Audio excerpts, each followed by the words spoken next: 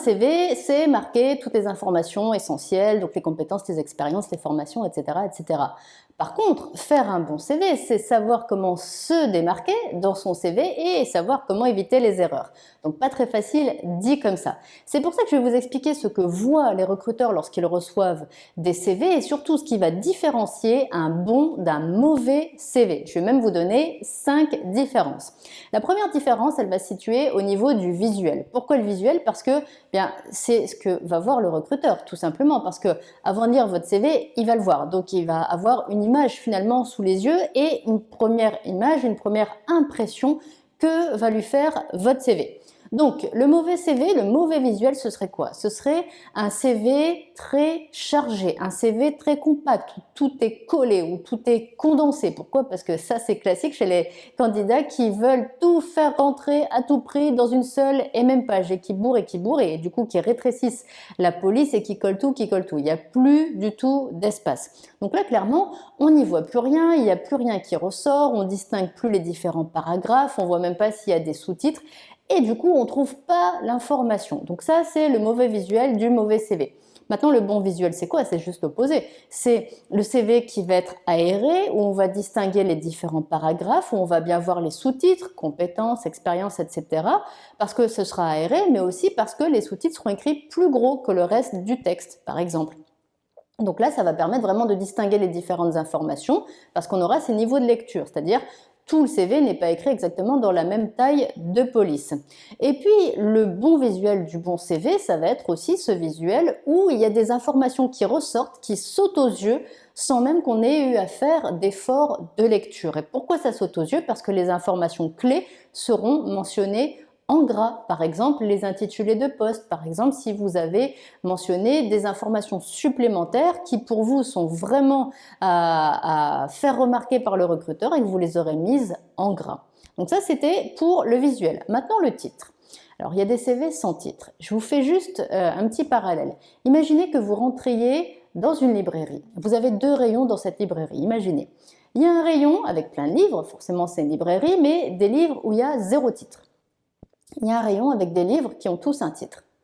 J'imagine que forcément vous irez dans le rayon des livres qui ont des titres. Pourquoi? Parce que avec le titre, vous avez une indication tout de suite de ce dont le livre va parler. Ça vous oriente, ça vous aiguille et ça vous fait comprendre que le livre va parler d'un sujet qui vous intéresse. Et bien pour le CV, c'est exactement pareil. Un CV sans titre, finalement, la première impression que ça fait, c'est qu'on ne sait même pas sur quoi le candidat se positionne. On ne sait même pas sur quel poste le candidat propose sa candidature. Et donc, forcément, le recruteur, il ne sait pas si le candidat recherche quelque chose qui va correspondre aussi à la recherche du recruteur.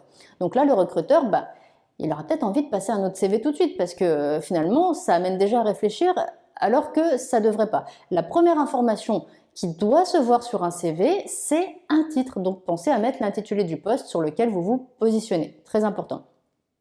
Ensuite, troisième différence entre un bon et un mauvais CV, ça va être l'accroche. Alors l'accroche, c'est ce court texte qui doit apparaître justement sous le titre.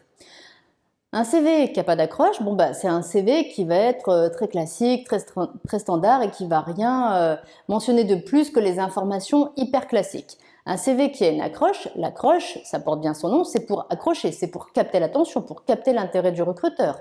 C'est ce court texte, comme je vous disais, qui va vous permettre quoi? Qui va vous permettre de faire ressortir des atouts, qui va vous permettre de faire ressortir de la motivation, qui va personnaliser votre CV. Et il n'y a pas beaucoup de moyens de personnaliser son CV parce que le CV, c'est que des informations clés sans véritable moyen de s'exprimer dedans. L'accroche, elle vous permet tout ça. Donc l'accroche, elle va apporter une plus-value à votre CV. Elle va vous permettre de vous exprimer, de dire des choses en plus dans votre CV, donc en plus des autres candidats. Et en plus, si l'offre pour laquelle vous postulez, elle ne mentionne pas d'ajouter une lettre de motivation, vous aurez déjà parlé de vos motivations dans l'accroche. Donc là encore, vous aurez apporté quelque chose en plus, vous aurez exprimé davantage de choses que les autres candidats. Donc là, votre CV va être meilleur que les autres candidats. Ensuite, quatrième chose, les compétences. Alors, il y a beaucoup de candidats qui marquent les compétences et il le faut, donc ça c'est une très bonne chose. Mais il y a quand même plein de CV qui mentionnent, soit déjà qui ne mentionnent pas de compétences parce que ça arrive aussi, soit qui mentionnent des compétences très standards, qui pourraient finalement s'adapter à plein de postes et qui ne correspondent pas exactement au poste pour lequel il y a cette candidature.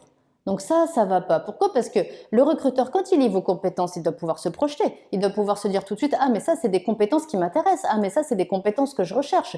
Donc oui, il faut mentionner des compétences, c'est très important, il faut même les mentionner tout en haut du CV parce que c'est une des informations les plus importantes de votre CV, mais il faut aussi que ce soit des compétences en lien direct avec le poste sur lequel vous vous positionnez, des compétences indispensables que le recruteur va forcément rechercher, qui sont vraiment nécessaires pour mener à bien les missions du poste sur lequel vous vous positionnez. Donc attention, être bien sélectif, être bien stratégique même dans les compétences que vous mentionnez. Et je vous rappelle que dans les compétences, il faut faire un mix entre compétences techniques et compétences comportementales, pas tout l'un ou tout l'autre. C'est vraiment un ensemble qui doit être le reflet de votre profil professionnel, de tout ce que vous avez à proposer au recruteur. Cinquième différence entre un bon et un mauvais CV, les informations supplémentaires qui vont viser à valoriser votre candidature. Alors, qu'est-ce que j'entends par là? Informations supplémentaires, ça va être par exemple les missions que vous avez réalisées et au cours desquelles vous avez fait des choses qui ont marqué votre expérience, des choses qui ont été finalement des réussites, des choses qui ont été saluées parce que ça a apporté quelque chose à l'entreprise, parce que ça a apporté quelque chose peut-être à votre équipe. Donc c'est ce qu'on va appeler des réalisations, comme des projets que vous avez menés et que vous avez réussi. Si vous avez des chiffres à mentionner, qu'est-ce que c'est bien les chiffres? Les chiffres, c'est très parlant, les chiffres, ça reste en mémoire et les chiffres, ça saute aux yeux sur un CV. Donc, ces réalisations, ces chiffres, ces réussites. Alors là, c'est vrai que je pensais aux expériences, mais par exemple aussi dans les formations. Si vous avez eu des mentions à vos diplômes, par exemple, mentionnez-le. Si, je sais pas, vous avez fait des concours que vous avez réussi, mentionnez-le. C'est super important. Tout ça, ce sont des informations qui vous correspondent et qui ne peuvent correspondre qu'à vous, donc ça va vous démarquer et ça va vous mettre en valeur. Et on trouve ça dans un bon CV. À l'inverse, dans un CV qu'on va dire pas bon, pour l'opposer au bon CV, eh bien c'est un CV qui sera très standard et qui va rien dégager de plus et qui ne va pas mettre suffisamment d'informations, en tout cas pas suffisamment pour susciter vraiment l'intérêt du recruteur.